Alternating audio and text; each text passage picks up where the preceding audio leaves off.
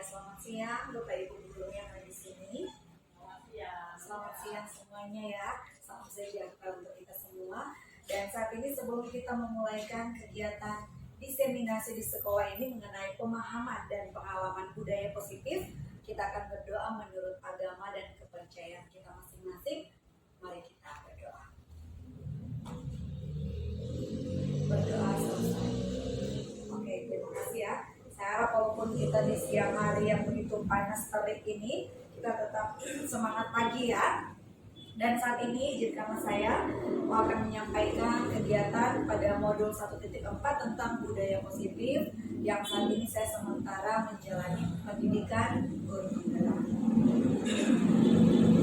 Dalam konsep utama modul 1.4 ini atau budaya positif terdapat beberapa pembelajaran. Yang pertama ada perubahan paradigma belajar, ada disiplin positif, ada motivasi perilaku manusia, ada posisi kontrol, ada kebutuhan dasar manusia, ada keyakinan kelas, dan segitiga restitusi. Kita masuk pada yang pertama, perubahan paradigma belajar.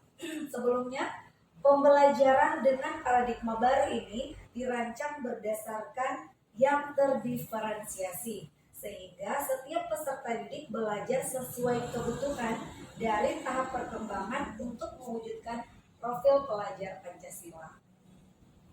Paradigma yang baru ini yang sudah memasuki implementasi kurikulum merdeka, pembelajaran itu harus berdiferensiasi.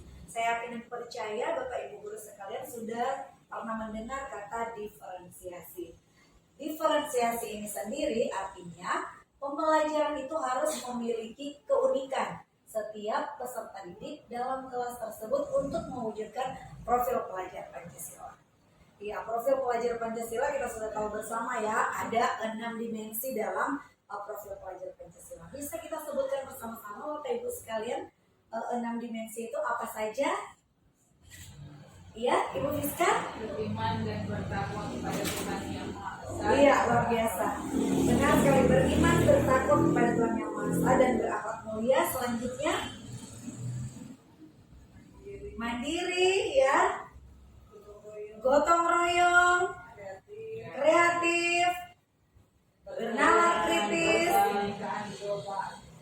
berkebinekaan global. Itulah ke-6 dimensi dari profil pelajar Pancasila. Oke, di sini yang kedua, disiplin positif. Disiplin positif ini merupakan pendekatan mendidik anak untuk membentuk kontrol diri dan pembentukan diri, sehingga mereka bisa berperilaku dengan mengacu pada nilai kebajikan universal dan memiliki motivasi intrinsik bukan ekstrinsik. Di sini ada kata nilai kebajikan universal. Maksudnya di sini adalah sifat positif manusia yang merupakan tujuan mulia yang ingin dicapai setiap individu. Contohnya baik hati, sopan santun, saling menghargai, kasih sayang, adil, kebebasan, keberanian, dan berdedikasi. Tentunya Bapak Ibu guru sekalian pasti sudah mendengarkan atau sering kita searching di internet ya, nilai-nilai kebajikan universal apa saja yang tentunya kita akan temukan pada anak-anak kita sendiri. Dan dalam budaya kita, makna kata disiplin ini biasa menjadi sesuatu yang dilakukan seseorang untuk mendapatkan kepatuhan. Yang ketiga, kebutuhan dasar manusia. Setiap tindakan seseorang adalah untuk memenuhi kebutuhan dasarnya. Jadi dalam pembelajaran modul 1.4 ini dalam budaya positif saya pelajari setiap tindakan seseorang itu memenuhi kebutuhan dasar. Ada 5 kebutuhan dasar yang mendasari atas tindakan seseorang. Yang pertama, bertahan hidup. Bertahan hidup ini lebih cenderung kepada fisik, makan, minum. Kita dapat menemukan dalam peserta didik kita di dalam kelas kita masing-masing ada juga tindakannya karena memenuhi kebutuhan dasar sayang dan rasa diterima. Ada peserta didik yang cari perhatian karena butuh kasih sayang. Apakah sampai di sini benar, Bapak Ibu? Kita bisa menemukan peserta didik kita yang merasa ingin rasa diterima, sayang dan rasa diterima. Jadi cari perhatian karena butuh kasih sayang. Yang ketiga, kebebasan. Ada peserta didik yang tidak ingin dikekang atau ada peserta didik yang tidak ingin diatur. Dia hanya menyukai kebebasan atau senang dengan kebebasan. Ada juga yang keempat, kesenangan. Peserta didik ini hanya ingin bersenang-senang atau hanya ingin bermain. Apakah di kelas kita menemukan peserta didik yang demikian? Dan yang kelima, ini yang terakhir, penguasaan. Ada peserta didik yang hanya menang sendiri atau egois. Tentunya masing-masing setiap tindakan untuk memenuhi kebutuhan dasarnya ini kita dapat temui di kelas kita masing-masing. Benar begitu Bapak Ibu sekalian? Benar. Yang keempat, motivasi perilaku manusia.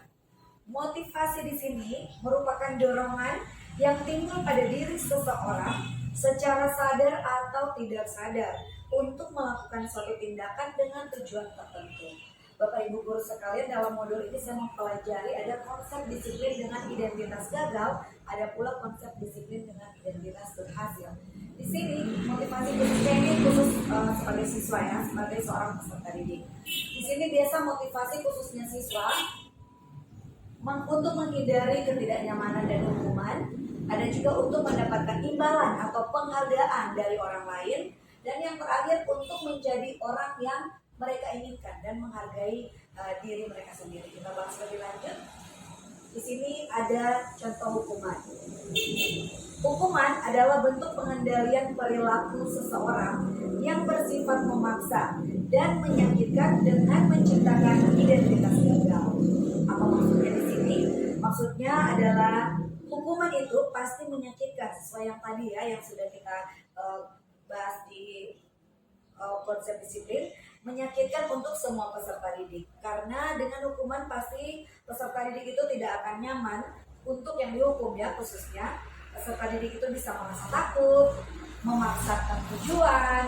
Peserta didik itu akan cenderung menyembunyikan kesalahan atau sering dia berbohong dalam menghindari hukuman tersebut, atau di saat mendapatkan hukuman peserta didik pun akan merasa rendah diri.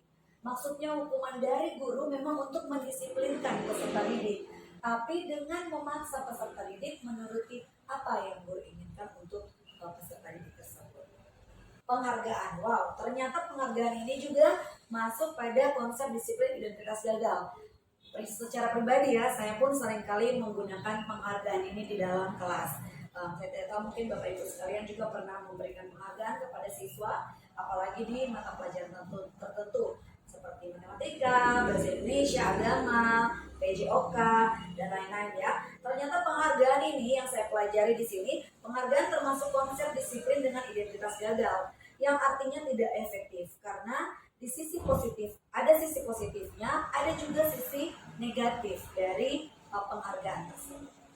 Oke, kita bahas lebih lanjut penghargaan. Yang pertama, Apabila kita memberikan penghargaan, motivasi peserta didik tersebut akan mengejar untuk mendapatkan penghargaan tersebut. Yang kedua, bisa merusak hubungan. Maksudnya di sini, contoh di kelas, apabila kita memberikan penghargaan kepada peserta didik yang lain, pasti peserta didik yang tidak mendapatkan penghargaan bisa timbul rasa yang namanya iri hati. Yang ketiga, mematikan kreativitas. Artinya, peserta didik yang mendapatkan penghargaan berpatok pada penghargaan tersebut dan bisa jadi dia tidak kreatif lagi, merasa sudah puas dengan hasilnya dan bisa jadi tidak berkembang karena pikirannya sudah mendapatkan penghargaan. Padahal ada hal kreatif yang begitu banyak yang dapat dicapai. Yang keempat, perankingan. Wow, ternyata perankingan ini juga salah satu menghukum dengan sistem perankingan. Peserta didik tidak mendapatkan ranking, pasti dia minder. Pasti orang tuanya pun seringkali malu apabila anaknya dibacakan ranking paling bawah. Makanya dalam kurikulum 2013, Bapak Ibu guru sekalian, Merdeka Belajar kali ini sudah dihilangkan dalam raport yang namanya rankingan. Benar begitu Bapak Ibu? Iya. Yang terakhir, bisa merampas hak menghargai diri sendiri. Iya, kali ini konsep disiplin dengan identitas sukses. Kalau tadi kita telah membahas konsep disiplin dengan identitas gagal, kali ini konsep disiplin dengan identitas sukses ternyata ada konsekuensi dan restitusi. Kalau konsekuensi, saya yakin dan percaya Bapak Ibu guru pasti sudah sering mendengar kata konsekuensi, sedangkan restitusi mungkin menjadi hal baru. Begitu juga dengan saya mempelajari modul 1.4, hal baru adalah restitusi. Konsekuensi di sini penguatan jangka pendek, perlu monitoring berkelanjutan, stimulus respon, peserta didik menghormati peraturan, dan kehilangan waktu untuk merenungi kesalahan. Sedangkan restitusi, peserta didik bertanggung jawab untuk perilakunya, fokus pada pemecahan masalah jangka panjang. Peserta didik menghormati diri dan teori kontrol, dirinya memegang kontrol, jadi peserta didik tersebut memegang kontrol dirinya sendiri, bukan dipegang oleh orang lain. Sedangkan yang terakhir, peserta didik bersemangat dalam memperbaiki kesalahannya. Seperti yang sudah saya katakan tadi, Bapak Ibu guru sekalian, hal yang baru bagi saya adalah restitusi. Pasti Bapak Ibu guru sekalian pun merasakan hal yang sama, restitusi. Kita akan lebih bahas lanjut tentang konsep disiplin tentang restitusi. Pendekatan restitusi, sebuah cara menanamkan disiplin positif pada peserta didik. Apa yang dimaksud dengan restitusi? Bisa Bapak Ibu baca sekalian. Restitusi adalah proses menciptakan kondisi bagi peserta didik untuk memperbaiki kesalahan sehingga mereka bisa kembali ke kelompok mereka, dengan karakter yang lebih kuat. Ciri-ciri restitusi tersebut bukan menebus kesalahan, namun belajar dari kesalahan, memperbaiki hubungan, tawaran bukan paksaan, menuntun untuk melihat ke dalam diri peserta didik. Sekali lagi menuntun ya Bapak Ibu guru, bukan menuntut. Mencari kebutuhan dasar yang mendasari tindakan, fokus pada karakter bukan tindakan. Dan yang terakhir, penguatan dan fokus pada solusi. Ini di sini saya mengambil salah satu contoh kasus yang sering kita hadapi di dalam kelas kita masing-masing. Contoh kasus di sini tidak membuat PR. Kalau hukuman, kita akan melihat perbedaan antara hukuman, konsekuensi, dan restitusi. Kalau hukuman, guru menghukum siswa tersebut hormat bendera selama 10 menit. Mungkin ada guru yang sering menghukum siswa seperti ini karena tidak membuat PR. Bisa jadi juga karena hukuman guru itu bisa marah, peserta didik menjadi takut dengan hukuman tersebut. Sedangkan konsekuensi, perbedaannya, guru memberikan konsekuensi untuk mengerjakan PR saat istirahat atau dikerjakan sebanyak 3 kali lipat. Saya pun masih mengingat apabila di waktu saya masih SD, saya pernah mendapatkan menulis beberapa kali. Ya, jadi menulis ini Ibu Budi, ya Budi kan selalu di SD ya Bapak Ibu sekalian. Jadi ini Ibu Budi sebanyak 10 kali di dalam lembaran kertas bergaris. Jadi biasanya itu saya temukan di SD. Kalau mungkin di SMP ada tidak membuat PR, apakah guru memberikan konsekuensi siswa tersebut mengerjakan PR di saat jam istirahat atau bukan di saat jam mata pelajaran tersebut. Guru tegas dan peserta didik menghormati peraturan. Selanjutnya perbedaannya dengan restitusi. Apabila kita menggunakan restitusi, guru menanyakan keyakinan kelas, dirinya dan membuat peserta didik menyelesaikan masalah. Guru terbuka dan peserta didik menghormati dirinya dan orang lain. Sekarang kita masuk pada posisi kontrol guru. Wow, ini menarik ya karena kita semua di sini adalah Bapak Ibu guru. Posisi kontrol guru di sini sesuai modul yang saya pelajari, ada ternyata guru yang seorang penghukum, ada juga pembuat rasa bersalah, ada juga teman, ada juga pemantau, dan ada manajer. Mungkin kita dapat memposisikan diri kita atau kita bisa memposisikan diri kita masing-masing. Sebelumnya saya ingin bertanya, kira-kira posisi kita berada di mana? Where is your position as a teacher? Ya. Jadi kita di mana posisi kita sebagai seorang guru? Mungkin kalau saya sering memposisikan diri saya sebagai penghukum atau pembuat rasa bersalah atau sebagai teman, sebagai pemantau atau manajer. Mungkin Bapak Ibu guru bisa share. Kalau saya mungkin di sini sering menjadi sebagai seorang teman dan pemantau bagi peserta ini. Oke, sebelumnya saya ingin bertanya kepada Bapak Ibu guru sekalian, memposisikan diri di posisi mana?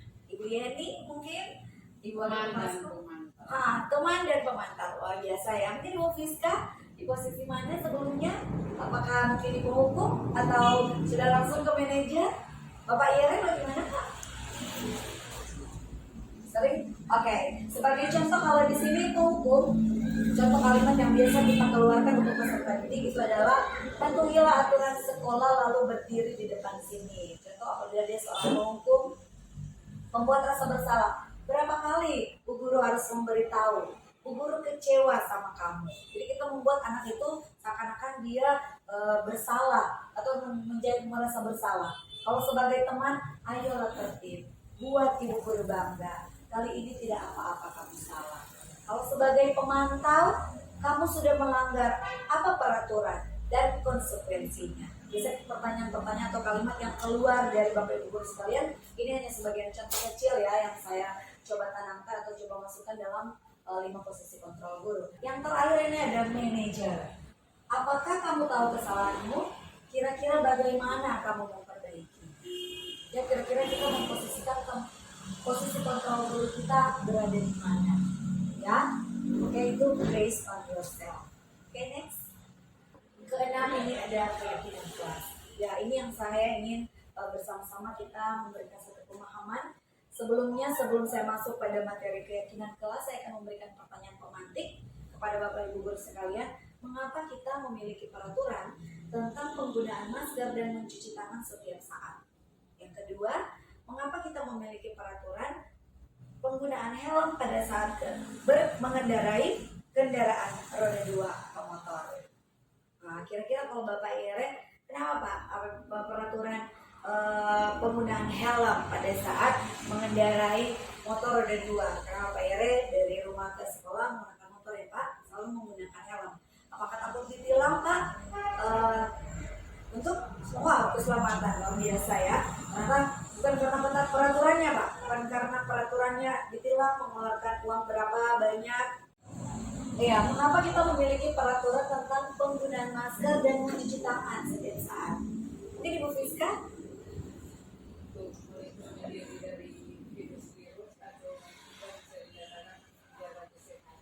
Iya, untuk melindungi diri dari virus-virus, bisa juga menjaga kesehatan, kebersihan yang bukan karena tertera pada undang-undang. Apakah kita akan dipidana mungkin kalau tidak mengikuti peraturan? Luar biasa ya jawaban dari Bapak Ibu guru sekalian.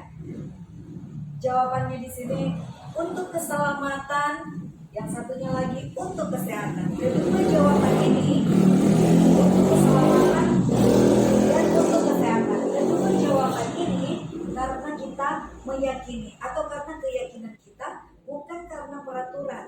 Kalau berdasarkan peraturan, tergantung kita ingin melanggar atau ingin tertib.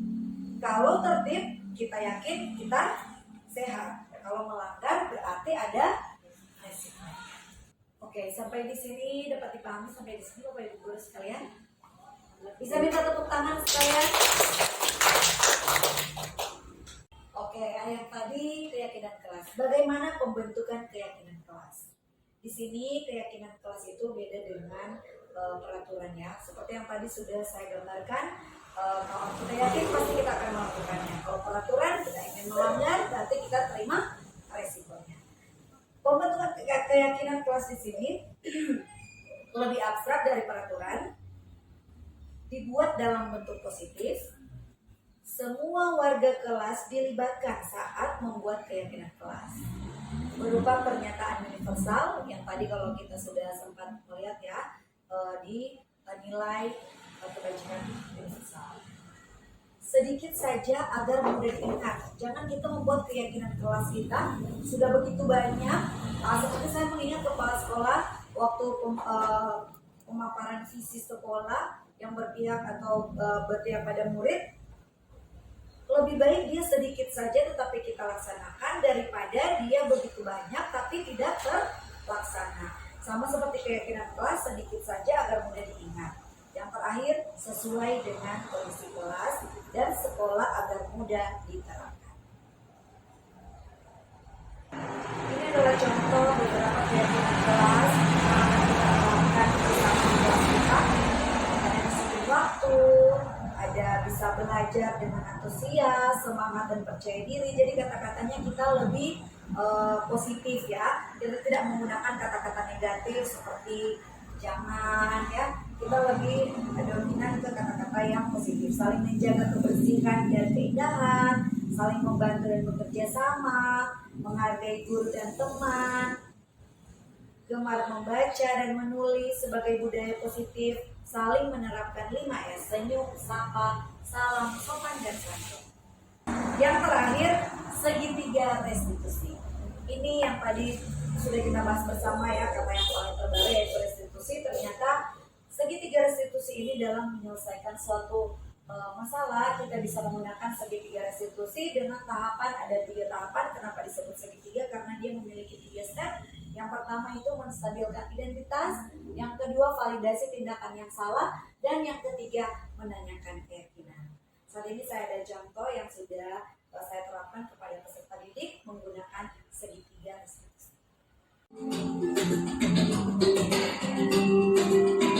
Contoh penyelesaian kasus segitiga restitusi.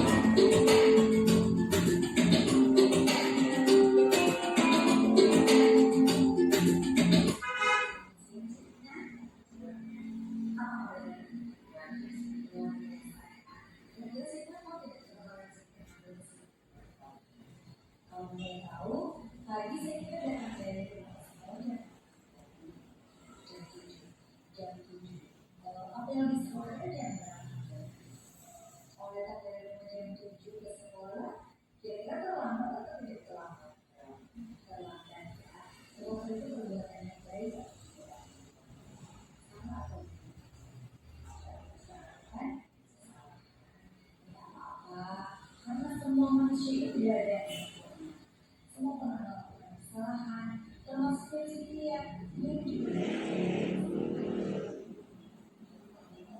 lalu misalkan menceritakan dia alasan sudah terlambat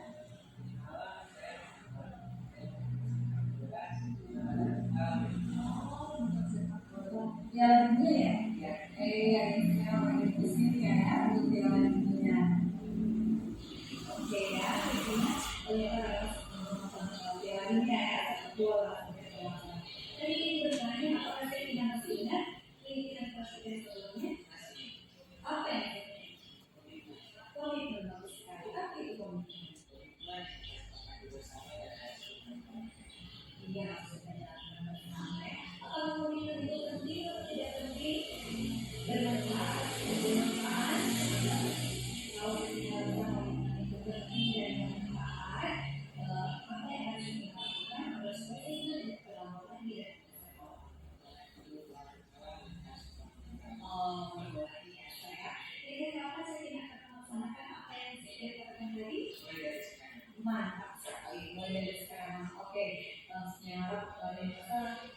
yang masih mampu ya dalam melaksanakan proses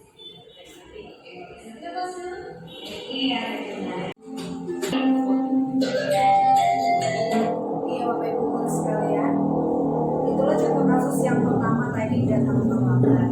Ternyata dalam restitusi ini, segitiga restitusi ini, kita diajarkan atau dari restitusi tersebut ternyata tidak langsung memarahi atau tidak langsung menghukum siswa di depan teman-temannya. Ternyata ada cara yang lebih ampuh lagi ya, yang dengan identitas sukses ini segitiga restitusi, di mana kita bisa menyelesaikan masalah dengan segitiga restitusi. Pertama bisa menanyakan keyakinan, yang kedua validasi tindakan yang salah, dan yang terakhir bisa menstabilkan identitas anak agar supaya dia tidak merasa minder, tidak merasa malu, dan bisa kembali ke komunitasnya atau ke kelompoknya sesuai dengan dirinya sendiri. Ya, kalau sampai di sini kira-kira pemahaman yang sudah saya bagikan bisa diterima oleh Bapak Ibu guru sekalian. Iya, terima kasih banyak. Kalau bisa diterima, ini masih ada lagi contoh yang kasus yang kedua yang saya sudah buat menyelesaikan masalah menggunakan segitiga restitusi. Dan thank you, kita sudah berada di penghujung acara dan sudah selesai untuk pemaparan pemahaman budaya positif modul 1.4 kegiatan saya sebagai CGP Angkatan 7 dari SMK Negeri Danang Tondano Kabupaten Minahasa. Dan kegiatan ini kita akan kalau tadi kita buka dengan doa, saat ini kita akan tutup dengan doa. Saya minta kesediaan salah satu dari Bapak Ibu guru sekalian, mungkin Ibu Wakil.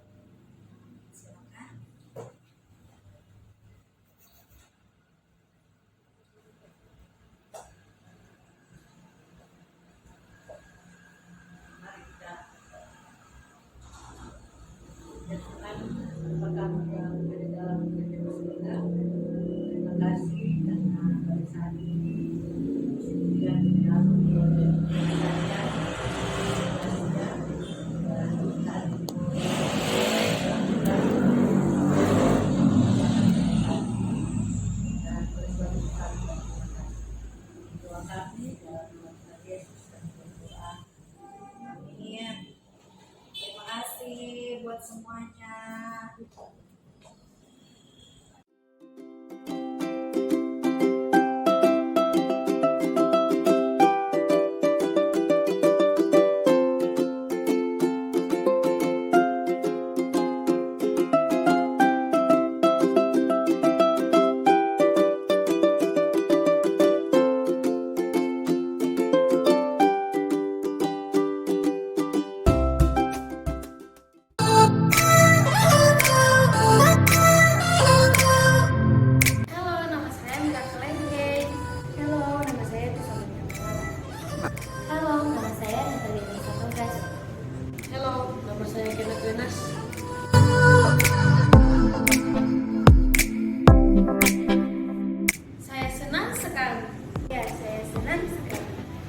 Iya, sangat senang sekali.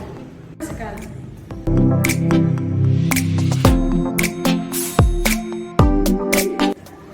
penting.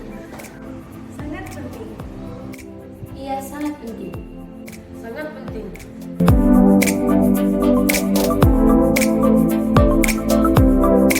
Karena kita bisa lebih bertanggung jawab. Karena bisa membuat kita menjadi lebih baik. Agar kita bisa lebih disiplin. Karena dapat membuat kita saling